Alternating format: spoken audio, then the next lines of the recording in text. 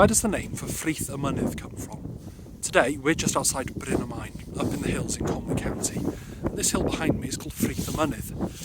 Ffrith means a sheep pasture, or sometimes woods, or sometimes a sheep bath. It means a few things, but it's borrowed from Middle English Ffrith, and that comes from Old English Ffrith-y, and here it means sheep pasture.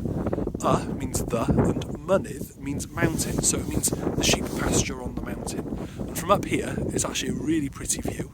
You can see Eryri behind me, you can see Snowdonia National Park on the opposite side of the Conwy River. Over here, you can see Conwy and the castle, and then over there in the distance you can see a Gogarth, the old Llandudno. Anyway, diolch.